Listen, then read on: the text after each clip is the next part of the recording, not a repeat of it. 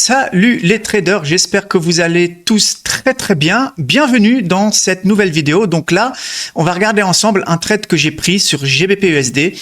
Un trade qui a été filmé, c'est celui qui est en train de tourner là en accéléré juste à côté de moi. Qu'est-ce que je voulais dire? Si vous avez regardé mon live numéro 7, d'accord, le 7e live, ceux qui ne le savent pas, je tourne tous les matins à 9 h un live où j'analyse toutes les paires Forex. Et pendant le live numéro 7, donc si vous ne l'avez pas vu, allez le voir, j'ai dit que j'avais pris un trade sur GBP/USD, que je l'avais filmé et que peut-être j'allais en faire une vidéo. Bah, c'est chose faite, c'est exactement ce que je suis en train de faire. Donc bah, c'est parti, on va aller voir un petit peu comment j'ai analysé ce trade, comment je l'ai pris et puis qu'est-ce qu'il a donné. Ok, allez, c'est parti. Alors, du coup, on se retrouve devant les graphes. Donc, je ne vais pas refaire toute l'analyse HTF. Pourquoi? Parce que je l'ai fait pendant le live et sinon, là, la vidéo va durer trop longtemps. Mais si vous voulez connaître l'analyse complète de GBP/USD, il y a le live numéro 7, je crois.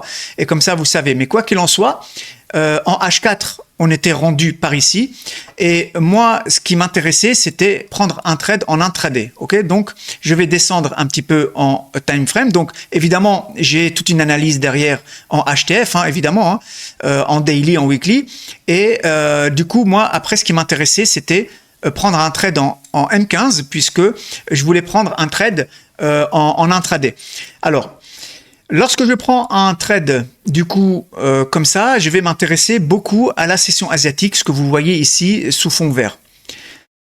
À l'ouverture de Londres, je vais attendre déjà le premier mouvement qui va partir à peu près vers 8h, 8h30 par là, d'accord? Donc, il y a le premier mouvement que vous voyez ici, donc je le laisse partir celui-ci, et je vais attendre un retracement pour essayer de voir si je peux pas trader une continuation. Alors, ici, c'est le mauvais exemple parce que regardez, on voit que ici les carrés verts, on range en fait. Moi, j'aime bien lorsqu'on dézoome comme ça, voir les carrés verts, soit ils sont haussiers, soit ils sont baissiers. Mais quoi qu'il en soit, ici, je savais qu'on allait être plutôt haussier parce que, encore une fois, c'est l'analyse en H4 qui me l'a montré, d'accord? Il y a cette analyse-là, où on avait pris partiellement la liquidité, mais j'étais quasi sûr, on va dire, qu'on allait revenir là chercher une deuxième fois. Alors, une fois que le mouvement est parti, le premier mouvement de la journée, donc qui est parti par là, il était quelle heure là? Il était 8h15. Premier mouvement, il est parti. J'ai commencé à attendre le début d'un retracement. Et dès que le mouvement commence à retracer, je vais aller chercher une zone, d'accord, par ici, soit une zone en M15, soit une zone en M30, soit une zone en M45, soit une zone en H1, peu importe, mais ce que je vais chercher, c'est le mouvement. Donc le mouvement que vous voyez ici, d'accord, donc entre ce low ici et ce high, quand ça a commencé à retracer, en fait, ce que je vais chercher, c'est un mouvement relativement propre.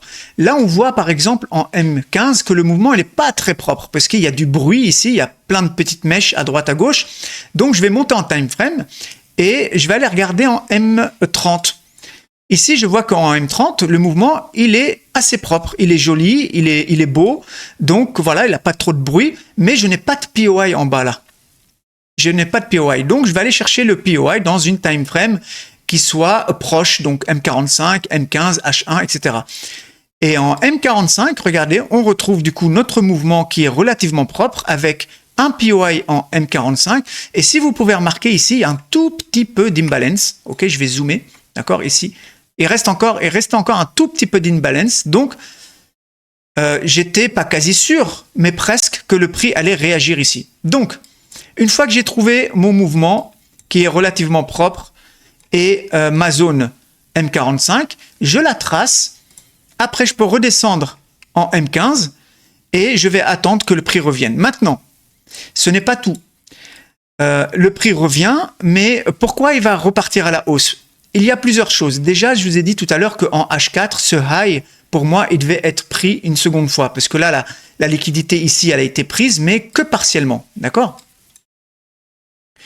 Ici, là, la liquidité, elle a été prise, ok, mais que partiellement. Je savais qu'on allait revenir la reprendre une deuxième fois. Ça, c'est une chose.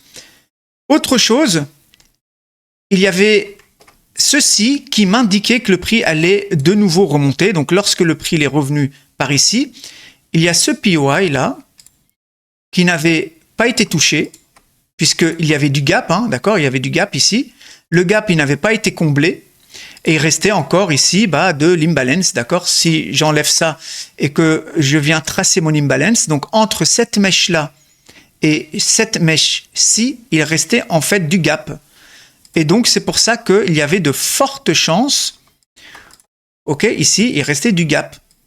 Donc, il y avait de fortes chances pour que le prix, lorsqu'il a réagi avant de combler ce gap, il est redescendu, il y avait de fortes chances pour qu'il remonte.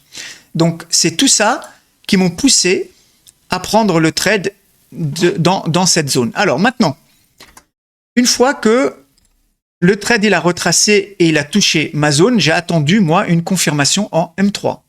Donc, je redescends encore en time frame, OK? Et puis, je vais attendre qu'il réagisse. Ici, le prix, il est venu taper dans ma zone. Donc, j'aurais pu, évidemment, rentrer directement comme ça. OK? J'aurais pu rentrer directement comme ça. Et mon take profit, il aurait été touché bien plus rapidement. OK? Mais lorsque je trade en intraday, j'aime bien, par moment, chercher des confirmations. Et donc, la confirmation, elle a eu lieu ici. OK? Donc, regardez comment on a poussé. J'ai tout simplement attendu le retour à 50% de la zone. Donc, j'ai posé mon Fibonacci ici, jusqu'ici. OK? Jusqu'à ce high. Et j'ai attendu ici, du coup, que le prix revienne à 50%. Et regardez, ça m'a toujours fait halluciner à quelle précision il revient à 50% et après, il décolle tout simplement vers le nord. Donc voilà pour ce trade. On a décollé, on est revenu à 50%. Je suis rentré en position et donc, du coup, le prix l'a tout simplement explosé à la hausse. Donc voilà, après, qu'est-ce qui s'est passé? Une fois que les 3 R ils ont été touchés, donc moi je suis sorti du trade, il a donné un petit peu plus, il a donné combien? Il a donné 3,50, ok? Il a donné 3,50 et après il a tout simplement redégringolé puisque toute cette liquidité là elle avait été prise et puis bon après il y a d'autres éléments qui font que EURUSD il a dégringolé vers le bas. Donc voilà les amis pour ce trade. Merci d'avoir regardé cette vidéo. N'oubliez pas, tous les matins, je fais un live à 9 h où je décortique du coup les paires majeures et les paires mineures Forex. Et ça prend à peu près 1 heure.